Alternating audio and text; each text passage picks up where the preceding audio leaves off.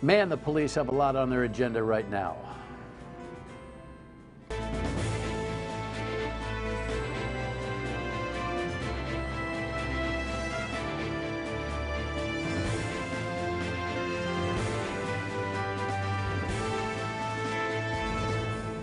The Dan Yorke State of Mind program is brought to you in part by Lookout Rhode Island and Taco Comfort Solutions. It's great to have you aboard. Thank you very much for tuning in to the broadcast. As has been the case for the last, I don't know, 2, 3, 4, 5, 6 weeks, we have just been kind of single issue minded or single guest minded on multiple things to talk about. I told you last week we do our best to kind of, bring some rhyme or reason to what happened in Uvalde. I can't say that I'm able to accomplish that today, and I don't want to put my guest on the hot seat to be able I certainly want to talk with him about it, but I don't want to, suggest that he has to bring me all the answers. You have the Tulsa shooting in a hospital as we speak. It's 1 o'clock on Thursday afternoon. You're watching this Friday night on Fox and Sunday night on WPRI 12. We record the shows on Thursday, and I just watched that whole press conference, and it is just, it just is brutal. And we've got so many issues of guns, gun violence, law enforcement response, things that the legislature are doing that law enforcement's like, what? Law enforcement's going through its own, hopefully, renaissance here with reform, and the Police Chiefs Association here in Rhode Island, I think, has been outstanding in terms of its candor, its transparency, and its discussion of these issues. So we're just going to dig in, if you don't mind. Let's run a headline here, Police Chief Not Talking. This, we use the term police chief here. I mean, this school district police chief commanded, I believe, 6 officers. The format of Uvalde, Texas, and how they go about this whole thing has been under a lot of review, and now, as sometimes happens, law enforcement agencies are kind of at each other as opposed to with each other on this. Early on, as we were trying to figure out who did what to respond to this 18-year-old gunman who was in the schools, we heard comments like this. The initial officers, they receive gunfire. They don't make entry initially because of the gunfire they're receiving. But we have officers calling for additional resources.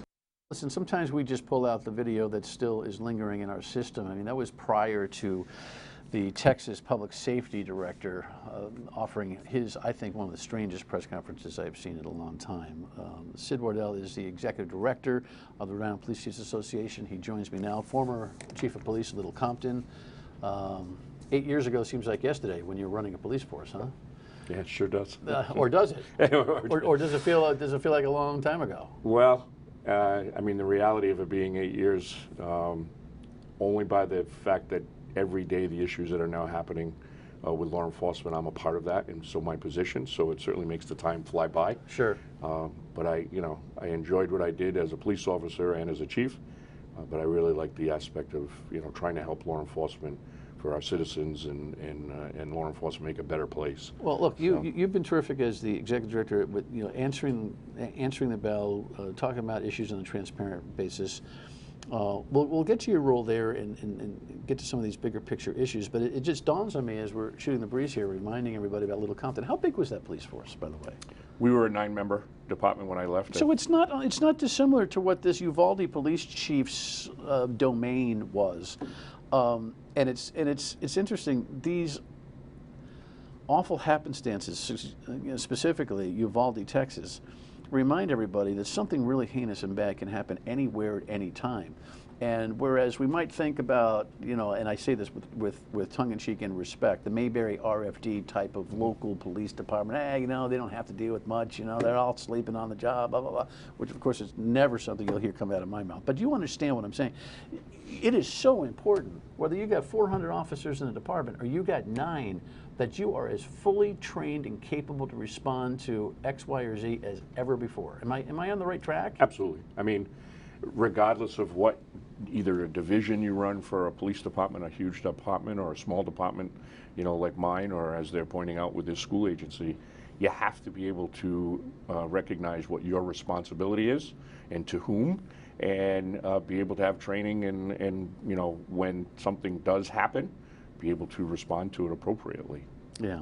We had a lot of, listen, it hasn't been fun doing a radio show I love my work, but when the content is so heavy, it can become tough. And, you know, there was so much scrutiny of the Uvalde police response here that I felt compelled to take an hour and talk about how I'm confident that despite whatever decisions on the spot, communications that weren't received or made, breaching the door that wasn't done, that up around these parts, maybe it's a little bit of regional bias and pride, up around these parts, I'm pretty confident that our police officers are up to the task. I mean, I have seen a very high, you know, I've been here 22 years, I've seen some pretty high stress moments from the state police to city police to local police, and I don't really remember ever having to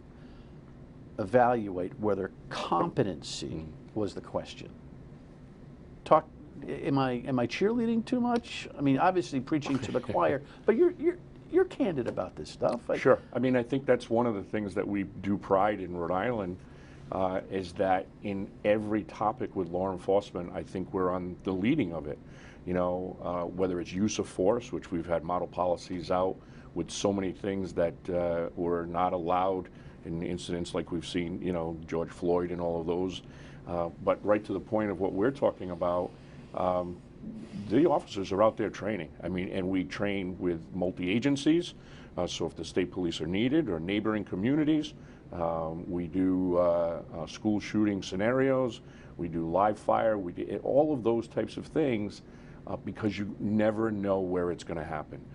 We've been, I think, leadership for each agency, you know, that comes from their local police departments, but with a good working relationship, if the state police have a resource that a local department may not have, then, you know, from time to time, they're working on it. They're making sure everybody knows, too, what resources are available. It was interesting today, I mean, gut-wrenching, but interesting to hear the Tulsa police chief, and again, this is Thursday as we tape, to hear the Tulsa police chief,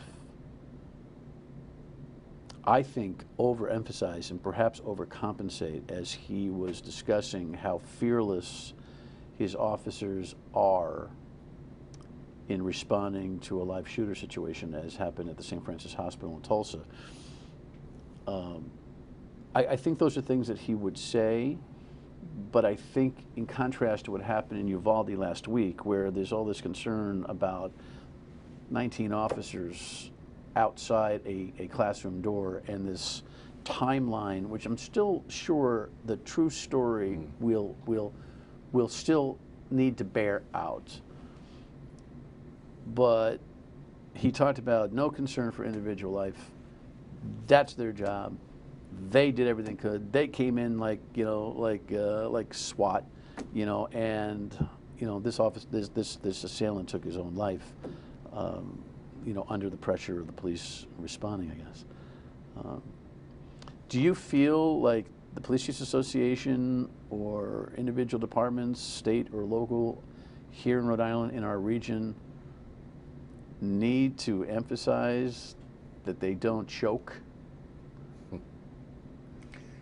That's what it felt to me as I was watching it, and I understand what he was doing. He was trying to reinforce trust, right, in the response to police officers. Right. It's unfortunate.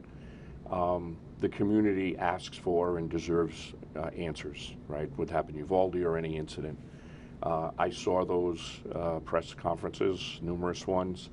What was your reaction? They felt terrible. Yeah, it was terrible. I mean, you know, whoever was working with the chief to prepare for that and maybe recognize maybe the chief wasn't the right person. I don't know, but the way they came off was terrible, right? And that doesn't lead to having much confidence on then what took place. And now, you know, the story's kind of changing. At some point, we're going to hear exactly what did happen and why the commanding officer made the decisions that they did.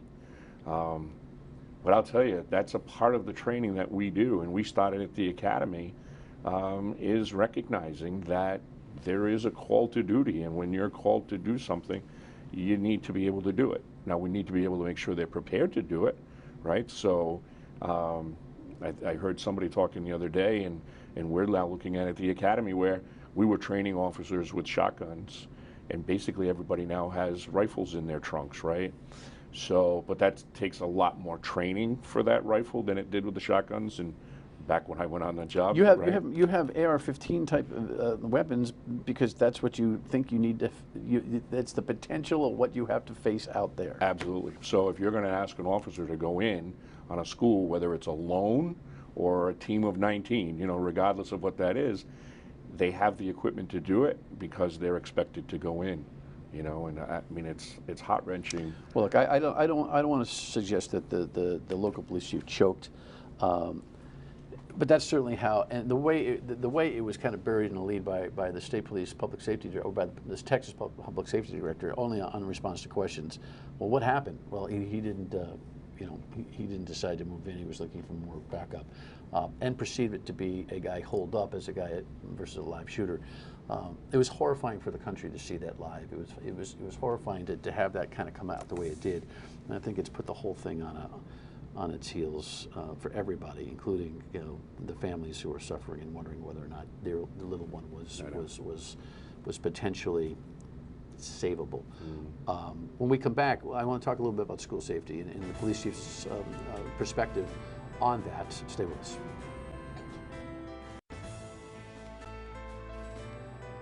Rhode Island schools already review potential emergency hazards inside schools annually, but will now be required to have an additional review by next Friday. And what they're doing now is making sure that there is nothing that was left, any rock left unturned. That's what's happening right now. On these walkthroughs, I asked Rhode Island Education Commissioner Angelica Infante Green what kinds of checks and balances are done for these walkthroughs. They do them in conjunction with the police, the local police and fire department. So they do it, everyone plays a role here, and it's very important that they're all working together. So it's not just one person, and then they have to certify to us that that has taken place. RIDE says any emergency upgrades or repairs will be reimbursed through the school building authority. It's available and it has been available, but we want to make sure that districts know that this is an emergency. This qualifies as emergency repairs or anything that needs to get done to keep everyone safe. I am glad that the governor made a move on this. I am absolutely certain there are school systems with schools that are, you know, the buzzer's not working and the camera's not working, and, you know, it's been on the to-do list, and this ought to right-size everybody to get it done. What's the local police perspective on school safety? Well, it obviously reinitiated anybody to make sure that their systems are up to par and policies and procedures on how they do things. So that triggers that, unfortunately. But that's what's happening. I mean, I've talked to a lot of chiefs, and they've already met with their superintendents on a one-on-one basis. What we've done for the police chiefs is the president put together a committee to really look at what is the best things that we should be looking at that a school should have. Now, they need to make an assessment. For instance, let's just say one of them is metal detectors. They've got to make an assessment on whether they have the money to do it or they want to go there. But schools don't have but now in something this to point emergency to. move, if they got to spend the money, they're going to get reimbursed the money, so they're told, like right away. Right. So right. hopefully that happened. Resource officers. I'm bullish on the resource officers deal, and I think even some of the urban kids who have gathered on a we don't need them, we need counselors thing. I think they need counselors anyway. I don't think it's in lieu of, I think it's in addition to. I think the resource officers in the state have done an admirable job. Relationships with kids are important. You know, putting the right, I don't know, not spin, but right signature on a relationship with a police officer, of a student is, I mean, these are common sense things. But, Chief, I have said, back from Sandy Hook, that's elementary. Now Ross in Uvalde, that's elementary. And the only place where we get resource officers is in middle and high school. Right. What am I missing here? Right. What, I know it's resources, I know it's manpower, person power, whatever. What's the Chiefs Association thinking about this, if not a formal response to it? Well, we've always supported the idea of school resource officers, right? So put money aside and having that.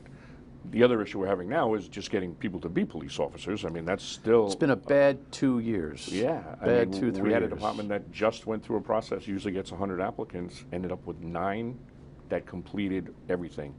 I mean, that's crazy to look at those types of numbers. But put those things aside, we've always supported the idea of school resource officers being there for a number of reasons. A, for security, but B, it's community relations, right? It's making that relationship, maybe identifying a student who is having issues at home or otherwise, and more people that can look at that. Now, we're not professionals in that. That's where the counselors come in, and they're, by all means needed in the schools as well. How do we get our elementary schools covered, and do we need to have a daily presence there? Well, I think there's daily presence can come in a couple of different ways, right? A cruiser just outside of the building doesn't mean there has to be an officer inside. Just for the idea that a cruiser is there shows that there's a presence. We can't get in the situation. How often does a cruiser swing by the elementary schools? I mean, they're abundant. Right now, I think it's more often than not. Okay. Right, but what happens is you lose the focus on that because there's other things that are happening, and that's when things happen. And unfortunately, I know one of the things you had brought up about not having the school plan online, right, where everybody can see it.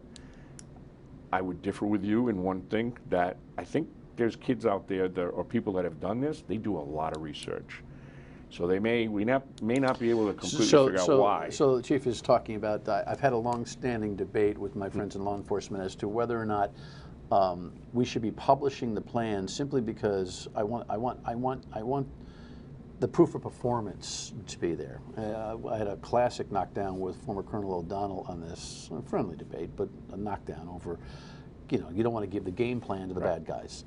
You know what? That's not a hill I want to die on. I just think that we can't fall down on this.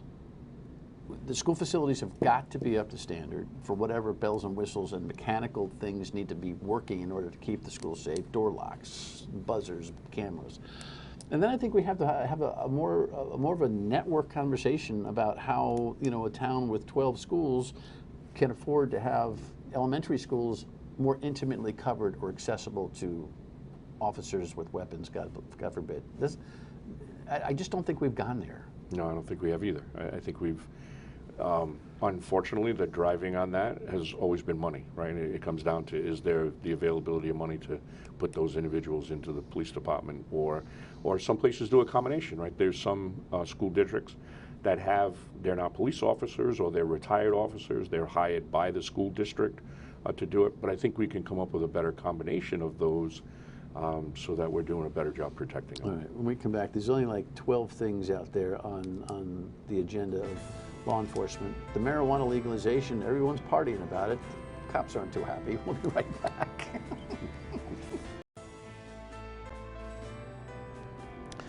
And then there was this. Rhode Island becomes the 19th state to legalize recreational marijuana. Of course, our neighbors in Massachusetts have. Here's the thing. We're going to put 33 stores into the community. 33 stores.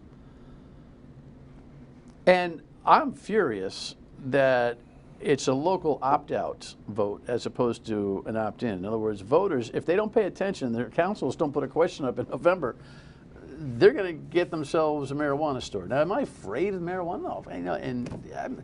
Here's the thing. Law enforcement's in the rafters as the General Assembly's plowing through and approving this, professing its respect for the law enforcement. The all due respect to all you guys, we're doing this. And you're left holding the bag. Because on 95, when you pull a guy over, you're trying to figure out whether he's high or not. You don't have the same mechanics as you do with the breathalyzer, with alcohol. So what happens? Well, that's our number one concern is public safety. Legalizing it or not legalizing it, it's here and it has been. That's one of the arguments that we heard. But we know by legalizing it in the other states, it's increased use, and thereby it's increase on the highways and people being impaired. And there is not any way to measure somebody. I used to have an old friend, God bless him, he's since deceased, who was a lawyer and was law enforcement's Achilles heel, because back before the .08 and the technology, he had a field day in the courts trying to test, making law enforcement prove that his clients were DUI. Mm-hmm. And I thought of him the other day, and I actually mentioned on the radio that he'd have a field day with the marijuana thing. That the courts are going to be full of deft lawyers who are going to be challenging police officers as to whether their judgment was correct, knocking cases down left and right. Do you see the same kind of thing? Absolutely. I mean, probably that lawyer was, you know, back when I was on the road in the 90s. That's why we instituted cameras in the cars back then, because in the courtroom they were like, there's no way my client could be that impaired. And that was what the push was for the cameras back then. You know, they kind of went by the wayside, but we got body cameras coming back out. So. All right, so this is the legislature's position on all of this concern that law enforcement has is what? Let's wait a while and maybe we'll write in some concerns next time around? Is that what their semi-official word back to you guys was? Right, yes. Yeah, we'll take care of that. I'll tell you, it is funny in government. When the pendulum goes, it just goes like this, boom! Mm-hmm. When they feel like they got to make a move, they make a move, and they do it with hair on fire. It puzzles me. Give me a second on the Bill of Rights situation. I think the Police Association has done a great job trying to have an explanation on Leah Board, the law enforcement officer's Bill of Rights. I only have a minute here. Conversation's been kind of on the shelf. What's happening? But there's been a lot of conversation in the background. The biggest issue that we have right now is who would sit on the board. And from law enforcement's perspective, the board that reviews an officer's disciplinary hearing. Correct. And the push by some is that it should be a majority of folks that are not in law enforcement. Law enforcement feels that the majority should be and understands law enforcement. We're not close to the idea of having somebody from the public on the committee, but the idea that that's the majority who have never done the job and, you know, making a judgment on that, we feel that the majority should be for law enforcement. Do you think, I only have a few seconds, do you think we'll see action on that in the legislature this session? I believe so. You do? I do. We want there to be. Okay. You know, and even from the union's perspective, we've been meeting with them, and they recognize it as well. So, okay. Thanks for stopping in. Thanks for having me. You got nothing to do these days. It's amazing. Final word when we come back. My instinct is that law enforcement supports at least some of them. We'll do more on that next week, likely, because that's a top of mind concern. Have a great week. See you on the radio, weekdays 3 to 6. Bye.